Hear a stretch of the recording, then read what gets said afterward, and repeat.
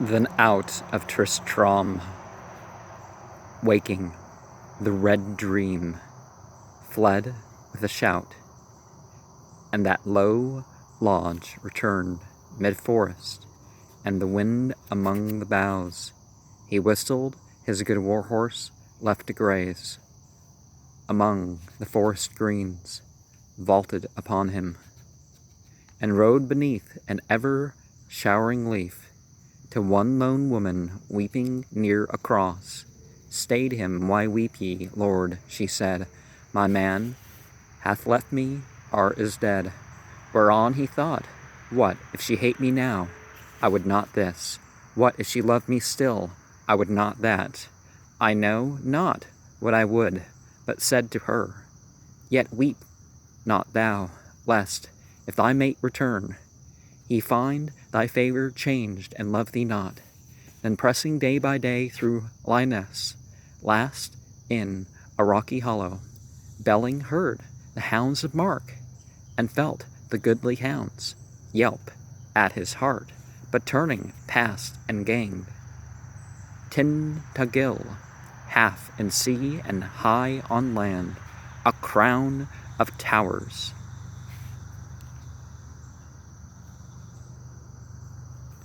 Down in a casement sat a low sea sunset, glorying round her hair, in glossy-throated grace, Iseult the queen.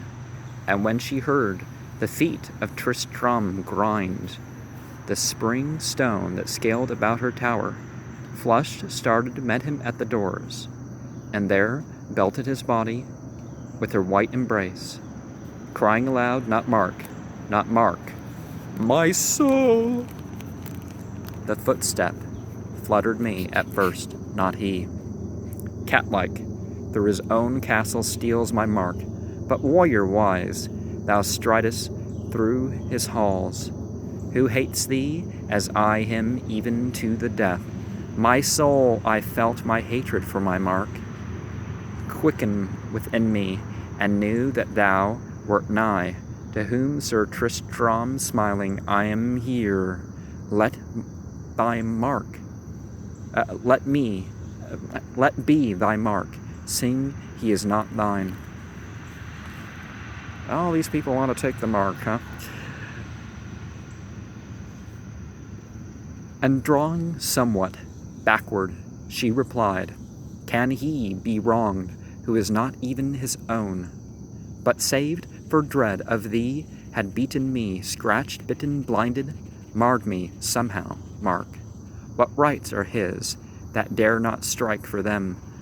Not lift a hand, not though he found me thus. But hearken, have ye met him? Hence he went today for 3 days, hunting, as he said, and so returns belike within an hour.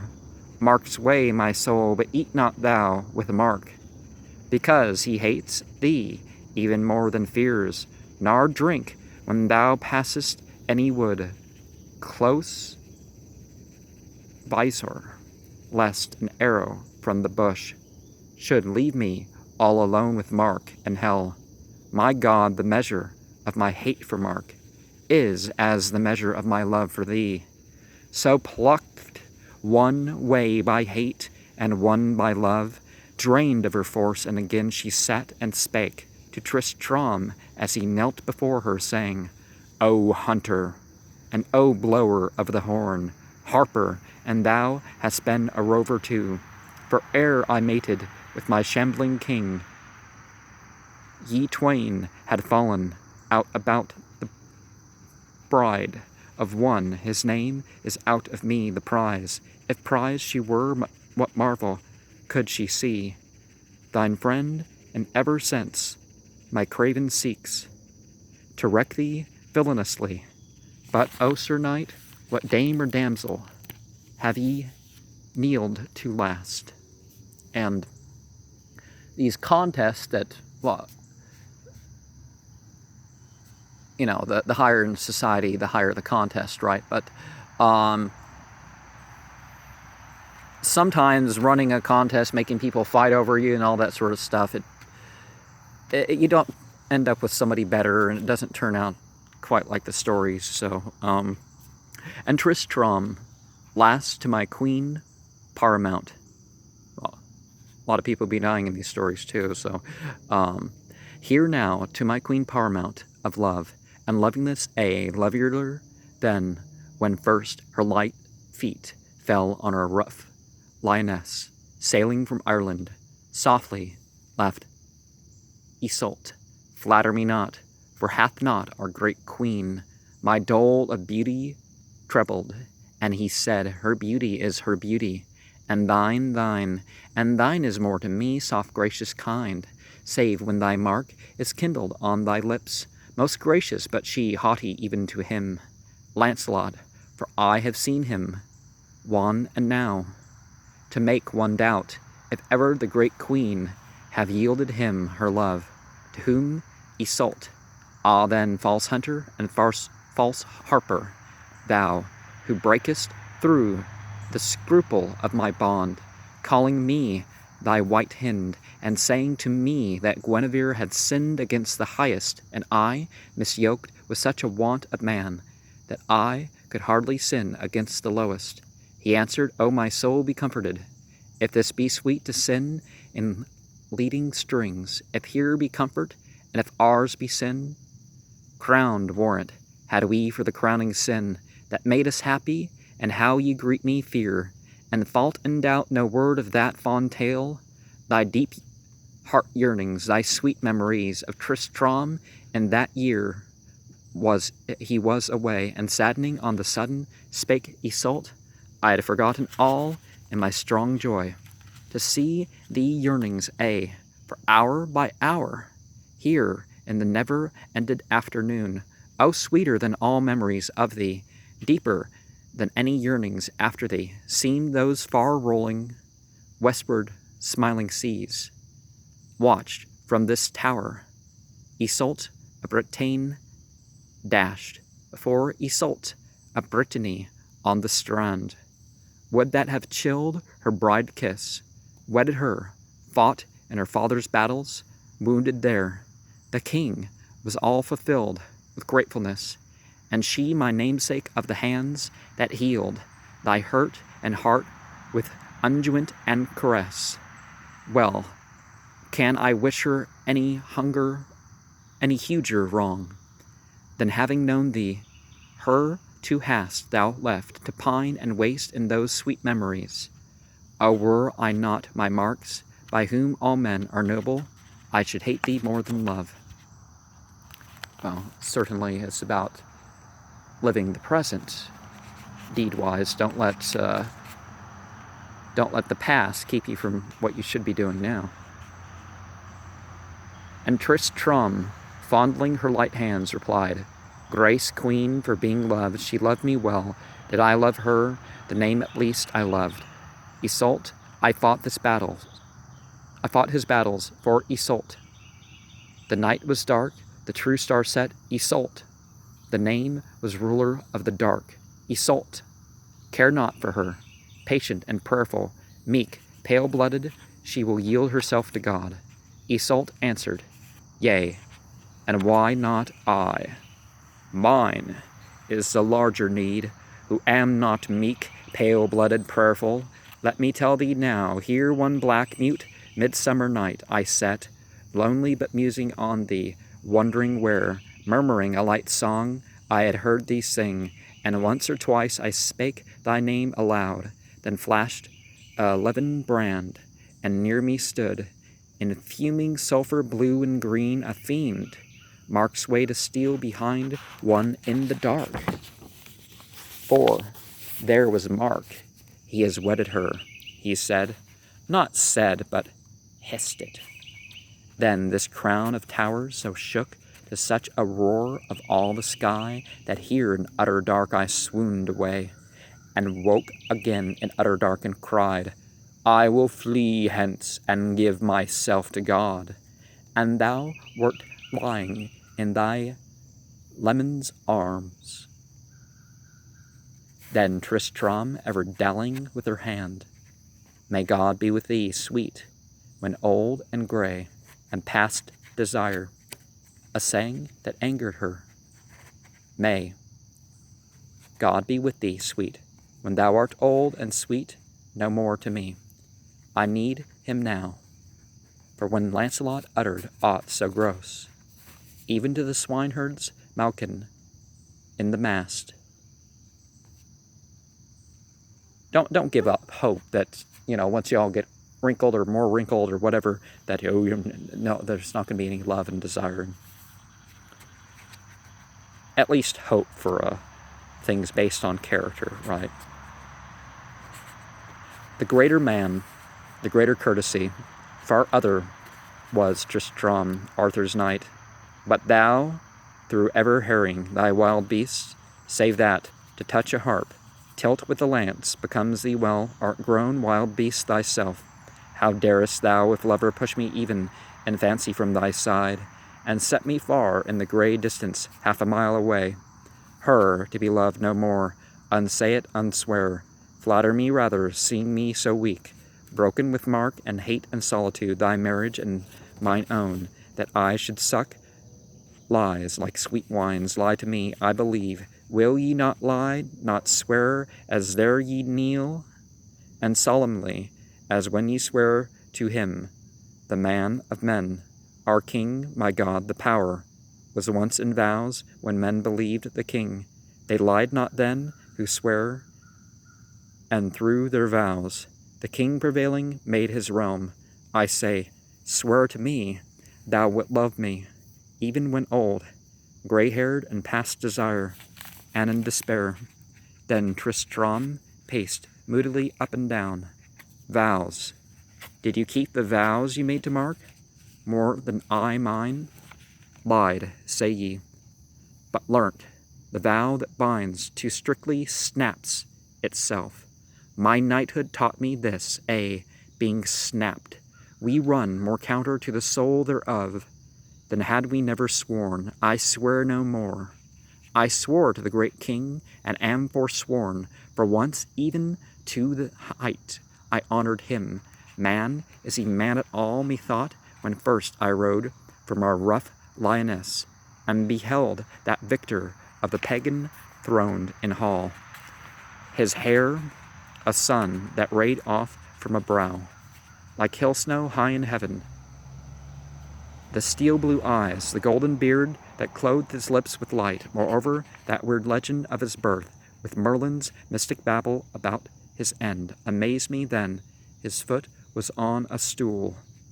Shaped as a dragon, he seemed to me no man,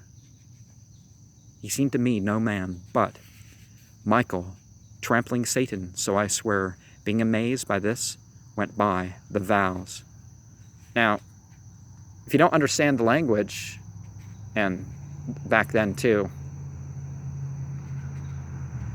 particularly if you were used to city living or castle living or something, and then you encountered the village Christians and you didn't speak their language, you might think that they're pagan, which is a title that has nothing to do with religion, really.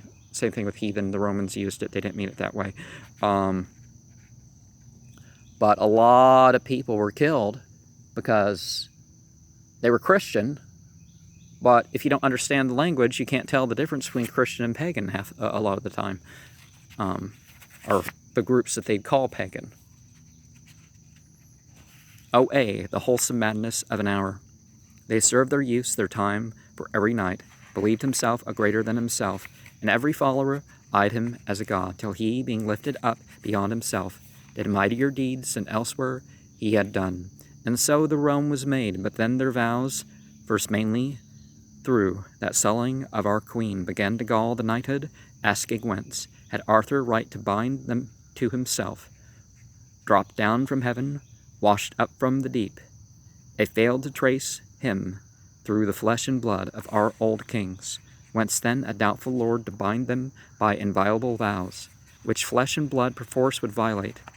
For feel this arm of mine, the tide within, red with free chase and heather-scented air.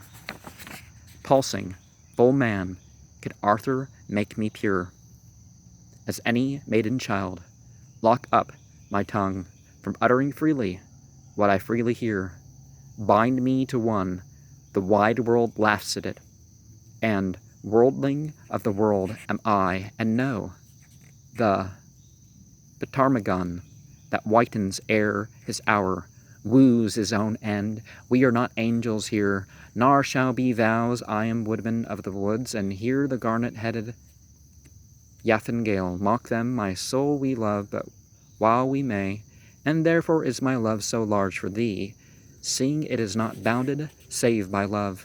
Here ending he moved toward her, and she said, Good. And I turned away my love for thee, some one thrice as courteous as thyself. For courtesy wins woman all as well as valor may, but he that closes both is perfect. He is Lancelot, taller indeed, rosier and comelier. Thou but say, I loved this knightliest of all knights, and cast thee back. Thine own small saw we love, but while we may. Well then, what answer? And a lot of natural drug-free highs come with the pulsing too. Obviously, the pulsing of the workout, and fight and flight and that sort of thing. But there's more than that. He, that while she spake, mindful of what he brought to adorn her with, the jewels had let one finger lightly touch the warm white apple of her throat, replied, Press this a little closer, sweet, until, Come, I am hungered and half-angered meat. Wine, wine, and I will love thee to the death, and out beyond into the dream to come. So then, when both were brought to full accord, she rose and set before him all he willed, and after these had comforted the blood with meats and wines, and satiated their hearts. Now talking of their woodland paradise, the deer, the dews, the fern, the founts, the lawns, now mocking at much ungainliness, and craven shifts, and long craned legs of Mark, then Tristram laughing caught the harp and sang, oh, the winds that bend the briar, a star in heaven, a star within the mire. Oh, a star was my desire, and one was far apart, and one was near. Oh, the winds that blow the grass, and one was water, and one star was fire, and one will ever shine, and one will pass. Oh, the winds that move the mirror. Then, in the light's glimmer, Tristram showed, and swung the ruby carcanet, she cried, the collar of some order which our king hath newly founded, all for thee, my soul, for thee, to yield thee grace beyond thy peers. Not so, thy queen, he said, but the red fruit grown on a magic oak tree in mid-heaven, and won by Tristram is a tourney prize, and hither brought by Tristram for his last love-offering and peace-offering unto thee. He spoke, he turned, then flinging round her neck, clasped it, and cried, Thine order, O my queen. But while he bowed to kiss the jeweled throat, out of the dark, just as the lips had touched, behind him rose a shadow and a shriek. Mark's way, said Mark, and clove him through the brain. That night came Arthur home, and while he climbed, all in a deaf, dumb, autumn-dripping gloom, the stairway to the hall, and looked and saw, and the great queen's bower was dark. About his feet a voice clung, sobbing, till he questioned it, What art thou? And the voice about his feet sent up an answer, sobbing, I am thy fool, and I shall never make thee smile again. There's always people that we may be missing that could be of use or need addressed otherwise. That there's an opportunity just waiting for us. But sometimes when we question the experience, rather than just being it, it's different. But often, you become more engaged in it.